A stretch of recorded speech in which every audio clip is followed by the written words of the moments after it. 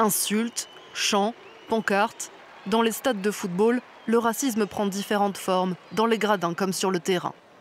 Depuis 2013, la FIFA affirme prendre des mesures pour lutter contre les incidents racistes, mais les sanctions sont rares. En 2016, le joueur ghanéen Souley Muntari est pris pour cible dans le stade italien de Cagliari. L'arbitre n'intervient pas et le milieu de terrain finit par abandonner le match. J'ai décidé de quitter le terrain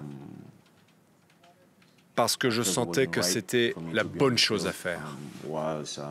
Qu'il ne fallait pas que je reste sur ce terrain alors que je faisais l'objet d'injures racistes. J'ai quitté le terrain parce que c'est mon droit. L'Italie est l'un des pays les plus touchés par ce fléau. Les joueurs de couleur sont fréquemment reçus par des cris de singe et des jets de peau de banane. En Italie, les institutions du football ont prévu des normes et des règles, mais qui ne punissent personne. Elles posent tellement de conditions qu'en pratique, personne n'est jamais sanctionné. Il n'y a pas une volonté de punir, mais plutôt de banaliser le phénomène, comme si finalement ce n'était pas si grave que ça. Le racisme dans le monde du football reste encore un sujet tabou. En septembre dernier, au Parc des Princes, lors d'un match PSG-OM, plusieurs joueurs s'accusent d'avoir proféré des insultes racistes. Interrogé sur le sujet, le président de la Fédération française de football maintient qu'il s'agit là d'un événement isolé.